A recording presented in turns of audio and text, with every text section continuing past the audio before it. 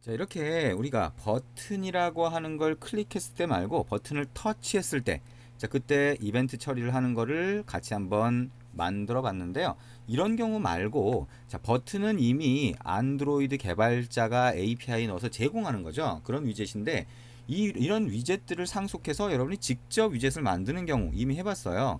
부분 화면을 위해서 리니어 레이아웃이라고 하는 거, 그것도 일종의 위젯은 아니지만 뷰인데, 그 뷰라고 하는 걸 상속해서 직접 만들어 봤죠. 자, 그래서 우리가 예를 들어서 뷰라고 하는 걸, 리니어 레이아웃이 아니더라도 뷰라고 하는 그 클래스가 있는데요. 그걸 상속을 받으면 여러분도 뷰를 직접 만들 수가 있어요. 그래서 뷰를 만들고 그 뷰를 터치했을 때 처리하는 방법을 같이 한번 볼 겁니다.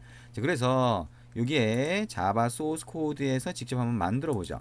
자, 여기에 자바 밑에 패키지 선택하고 오른쪽 마우스 버튼 눌러서 New라고 하고 자바 클래스 한번 만들어 봅니다. 자, 그래서 이름은 자 myview라고 한번 해봅니다. 자, myview라고 한번 해보고요. 자, OK 누르면 이렇게 새로운 클래스가 나오죠. 여러분이 리니어 레이아웃이라고 하는 걸 상속했던 것처럼 일반적으로 extends view라고 해서 하나 만들 수가 있어요. 요거는 우리가 다음 장에서도 또 할 겁니다.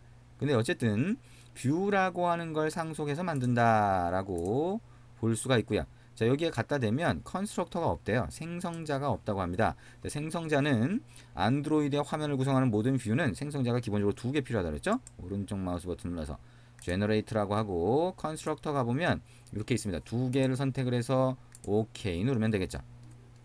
자, 그러면 이 뷰, 마이 뷰라고 하는 거를 위한 생성자가 두 개 추가가 돼요. 그래서 생성자가 두 개 추가가 됐는데 이 뷰라고 하는 거를 만약에 하나 만들었다면 이 뷰라고 하는 거를 화면에 추가할 수 있어요. 그래서 화면에 추가를 할 때는 자, 마이 뷰라고 하는 게 하나 만들어졌죠, 여기. 그러면 화면에 추가를 할 때는 자, activity main.xml로 가볼까요? 자, 이 텍스트라고 하는 원본 XML로 가서 이 밑에다가 추가를 해볼 수가 있어요. 추가를 자, 여기도 한번 해볼까요? 상대 레이아웃인데 자, 우리가 위젯이라고 하는 건 꺽쇠 표시하고 여기다 이름을 붙여주잖아요. 근데 여기에 가서 보니까 우리가 만든 뷰가 있네요. 근데 마이 뷰라고 하는 거를 우리가 직접 만들어서 넣을 때는 앞에 패키지 이름까지 써줍니다. 자, 이렇게 엔터를 치면 자, 이렇게 돼 있고요. 가장 기본적으로 위드스와 하이트 속성이 필요하니까 자, 이거를 뭐라고 해요?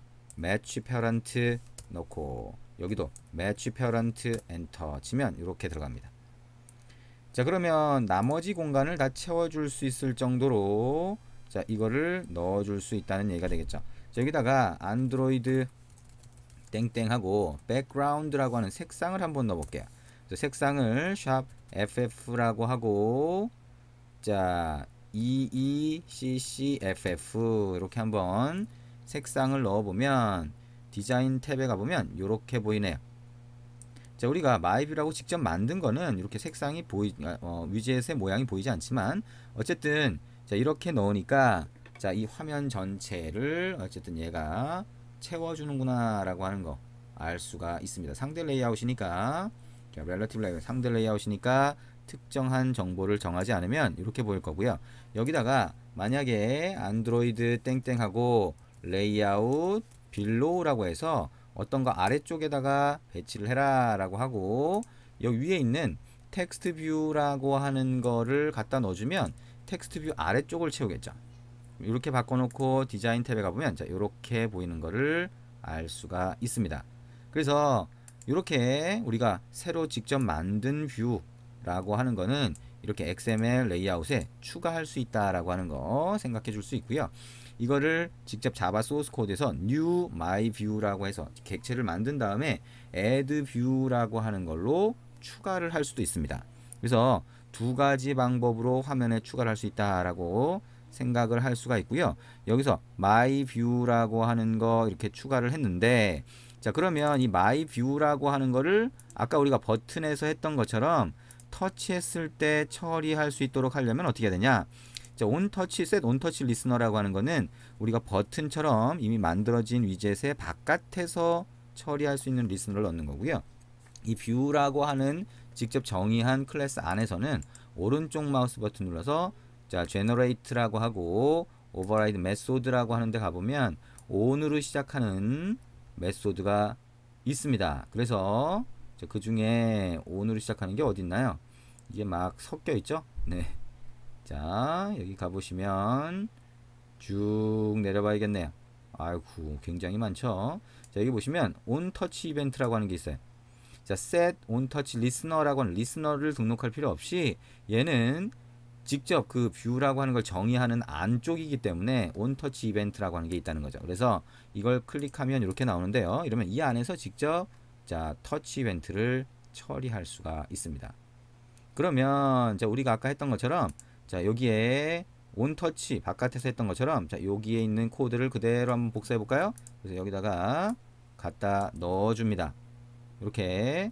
자, 그래서 자, 여기에 텍스트 뷰라고 하는 걸 여기서는 알 수가 없네요. 그죠? 예, 이 뷰 안쪽이니까 대신 우리가 로그를 한번 찍어 보자. 자, log.d라고 해서 여기다가 자, myview라고 하는 태그를 넣고 이렇게 보여주는 식으로 한번 넣어 보도록 하겠다는 겁니다. 그리고 자, 여기에 액션 다운 말고 하나 더 추가를 해보죠. 그래서 여기다가 한 가지 더 추가하는데요. 이번에는 액션이라고 하는 게 move라고 하는 게 있어요. 그래서 액션 move라고 하면 손가락이 움직입니다 라고 해볼 수가 있겠죠. 그래서 이거를 태그라고 하는 상수로 정의할 수도 있는데요. 어쨌든 여기까지 하고 한번 실행해서 my view라고 하는 데를 한번 눌러보도록 하겠습니다. 자, 이걸 한번 실행을 해보고요. 자, 실행을 해보고 에뮬레이터에서 눌러볼 수 있겠죠. 자, 에뮬레이터로 실행을 하고 있습니다. 자, 지금은 myview라고 하는 거를 직접 만든 거죠. 뷰를 상속해서 myview를 만든 다음에 생성자를 추가를 했고요. 그 다음에 onTouch 이벤트라고 하는 걸 했더니 이 뷰가 눌려질 때마다 얘가 자동으로 호출이 됩니다. 그래서 자, 자동으로 호출된다 라고 했는데요. 여기 가보면 자, 요 영역이죠. 그죠? 요 색깔이 있는 요 영역이 myview라고 하는 영역이고요. 자, 우리가 로그를 보기 위해서 일단 여기에 안드로이드라고 하는 요 아래쪽 영역이 보이죠? 그 상태에서 로그캣이라고 하는 여기에 오른쪽 위에 보면 이렇게 되어 있는데 노 필터스라고 하면 에뮬레이터에서 뿌려지는 모든 정보가 여기 보일 겁니다. 이걸 띄워놓고 에뮬레이터에서 요 영역을 클릭해 보면 자, 이렇게 보이죠. 자, 손가락이 눌렸고 움직일 때마다 계속 호출이 됩니다. 손가락 마우스를 떼면 손가락이 떼졌습니다 라고 하죠. 이걸 실제 단말로 실행을 하고 손가락으로 직접 눌러보면 실제 단말에서 눌러보면 이렇게 동작하는 걸 볼 수가 있습니다. 여러분이 첫째 마당에서 실제 단말 연결하는 내용 볼 수가 있죠. 그래서 실제 단말로 실행을 하시면 훨씬 더 생생하게 여러분이 만든 기능이 느껴지게 될 겁니다.